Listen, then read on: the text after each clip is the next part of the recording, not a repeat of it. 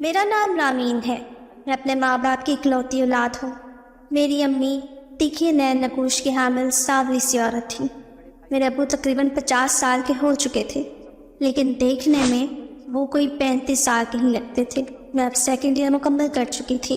میری امی کا انتقال ہو چکا تھا۔ قسمت نے مجھ کو بالکل تنہا کر دیا۔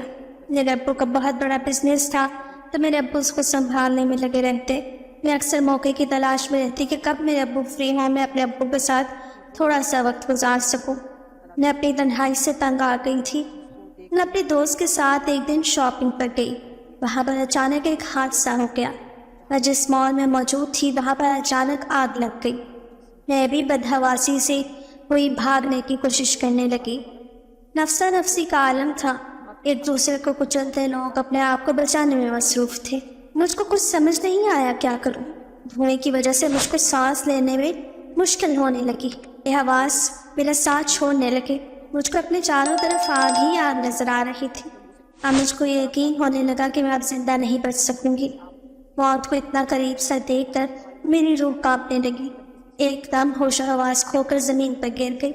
جب میری آنکھ واپس کھلی تو میں نے اپنے آپ کو ہسپتال کے بستر پر پایا۔ میں مندی مندی اپنی آنکھیں کھولتی سب سمجھنے کی کوشش کرنے لگی۔ جیسے ہی ہوش و حواس بحال ہوئے مجھ کو سب یاد آ گیا۔ وہ خوفناک منظر میری آنکھوں کے سامنے کسی فلم کی طرح چلنے لگا۔ معلوم ہوا کہ وہاں پر موقع پہ موجود کسی شخص نے بچایا، لیکن وہ اپنے محسن سے نہیں مل پائی تھی۔ ابھی میں سوچ ہی رہی تھی کہ پتہ نہیں کس نے مجھ کو بچایا ہے، کون تھا۔ تبھی میرے ابو وارڈ کے اندر آتے دکھائی دیے اور رسی سے انداز میں میرا حال چال پوچھنے لگے۔ اس ساختہ میرے دل میں بہت سارے سوالوں نے جنم لیا کہ اب آپ ایسے ہوتے ہیں، اگر میں زندہ نہ بچتی تو میرے ابو کو تو کوئی خبر ہی نہ ہوتی۔ میں اب اپنے گھر آ گئی۔ اس دن کے بعد میرے ابو نے واپس مجھ سے ملنا تو دور میرا حال بھی پوچھنا مناسب نہیں سمجھا۔ مجھ کو یوں رحم و کرم پر چھوڑ دیا۔ میرے ابو کا رویہ تو میرے ساتھ پہلے بھی ایسا ہی تھا، پھر بھی نہ جانے کوئی اس حادثے کے بعد مجھ کو زیادہ تکلیف سے دوچار کر رہا تھا۔ اب میں کافی بہتر تھی، اپنی پڑھائی آگے جاری رکھنے کے بارے میں سوچنے لگی۔ اس طرح میرا دوسرا سیمسٹر سٹارٹ ہو گیا، لیکن اچانک سے ہماری روٹین میں عجیب سی تبدیلی آئی۔ کچھ عرصے سے ایک عورت رات کے وقت مسلسل ہمارے گھر آنے لگی۔ وہ عورت کافی خوبصورت تھی۔ روز رات کے وقت ہمارے گھر آتی وہ عورت بہت ساری فائلوں کو اپنے ہاتھ میں لیے میرے ابو کے کمرے میں چلی جاتی۔ کچھ دن تو میں اس بات کو نظر انداز کرتی رہی، لیکن جب یہ روز کا معمول بن گیا تو آخر ایک دن میں نے اپنے ابو سے اس بارے میں پوچھ ہی لیا۔ میرے ابو نے مجھ سے کہا کہ میری سیکرٹری ہے، آفس کے کام کے سلسلے میں آتی ہے۔ میں اپنے ابو کی بات سن کر چپ ہو گئی۔ وہ عورت مجھ کو بہت نفرت کی نگاہ سے دیکھتی کہ میں اندر تک کام چاہتی۔ اب تو مجھے اپنے ابو اور اس عورت پر شک ہونے لگا۔ جیسے جیسے وقت گزر رہا تھا میرا تجسس بڑھتا جا رہا تھا۔ آخر ایک دن اس راز کو فاش کرنے کا ارادہ کیا۔ ایک رات میں ابو اور اس عورت کے آنے سے پہلے اپنے ابو کے کمرے میں جا کر ان کے بیڈ کے نیچے جا کر چھپ گئی۔ میں ان کو دیکھ کر ڈر سے کانپنے لگی، کہیں اگر میرے ابو نے مجھ کو دیکھ لیا تو۔ لیکن میرا انتظار لا حاصل ٹھہرا۔ میں انتظار کرتی رہی لیکن ابو گھر ہی نہیں آئے۔ مجھ کو ڈر لگنے لگا تھا۔ میں بیڈ کے نیچے سے نکل کر اپنے کمرے کی طرف بڑھ گئی۔ اس طرح شام کے سائے ہر سو اپنے پر پھیلائے نظر آ رہے تھے، لیکن میرے ابو کے آنے کی دور دور تک کوئی آثار نظر نہیں آ رہے تھے۔ میں بے چینی سے دور تک ٹہلنے لگی۔ تھوڑی دیر بعد میرے ابو کی گاڑی کوچ میں داخل ہونے کی آواز سے میرے اندر سکون سا پھیر دیا۔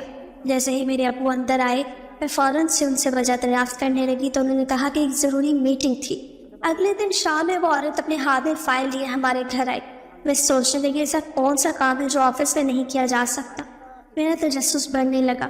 اب میں نے پکا ارادہ کر لیا بات کی تہ تک جانے کا۔ میں اگلے دن رات میں پھر اپنے ابو کے آنے سے پہلے ان کے بیڈ کے نیچے جا چھپی۔ رات کو جو منظر میری آنکھوں نے دیکھا وہ حیرت زدہ تھا۔ وہ عورت فائل سائڈ میں رکھ دی تھی۔ کام کا تو دور دور تک کوئی نشان نظر نہیں آ رہا تھا۔ جب اس عورت کی باتیں میرے کانوں تک پہنچی تو میری روح کانپ گئی، کیونکہ وہ عورت میرے ابو کے ساتھ آرام سے بیٹھی باتیں کر رہی تھی۔ وہ کہہ رہی تھی آپ کب تک اپنی بیٹی سے یہ سچائی چھپائیں گے؟ ہماری شادی کو 3 سال ہو چکے ہیں، لیکن اب تک چھپ چھپ کر ملتے ہیں۔ مجھ کو لگا کہ میرے اوپر کمرے کی چھت آ گری ہو۔ میں تو ہلنے سے بھی قاصر ہو گئی تھی۔ صبح اٹھی تو میرے ابو آفس جا چکے تھے۔ میں کمرے سے باہر نکل گئی۔ میرا پورا دن افسردگی سے گزرا۔ اب مجھ کو اس عورت کی آنکھوں میں اپنے لیے نفرت کی وجہ سمجھ آ رہی تھی۔ صرف میرے لیے وہ اپنے شوہر سے دور تھی، صرف میری وجہ سے میں اپنی ستیلی ماں کی راہ میں کسی طرح کا کانٹا تھی۔ اب میں ابو کے آنے کا انتظار کر رہی تھی، لیکن آج پھر وہ نہیں آئے، ان کا انتظار کرتی ہی رہ گئی۔ آدھی رات کو جا کر کہیں میری آنکھ کھلی تو میں اپنے کھانے کے لیے کچھ لانے کا سوچتے ہوئی کچن کی طرف بڑھ گئی۔ صبح جلدی اٹھ کر فریش ہوئی، پھر یونی جانے کے لیے تیار ہوئی۔ تیار ہو کر ناشتے کے ٹیبل پر بیٹھ کر انتظار کرنے لگی۔ ابو جیسے ہی ڈائننگ ٹیبل آ کر بیٹھے، میں نے اپنے ابو سے کہا کہ ابو آپ اپنی بیوی کو یہاں پر لے آئیں، مجھ کو برا نہیں لگے گا۔ اگلے ہی دن میرے ابو کی بیوی ان کے ساتھ ہمارے گھر آ گئی۔ ان کے چہرے پر خوشی دیکھنے والی تھی۔ کچھ دن تو ان کا رویہ میرے ساتھ روڈ سا رہا، پھر آہستہ آہستہ میں نے یہ خول چھٹک دیا۔ میں ان سے تھوڑی بہت باتیں کر لیتی تھی، اس طرح وہ بھی مجھ سے باتیں کرنے لگی، مذاق کرنے لگی۔ اب تو ہم دونوں کی ایک دوسرے کے ساتھ بہت اچھی بانڈنگ ہو گئی تھی۔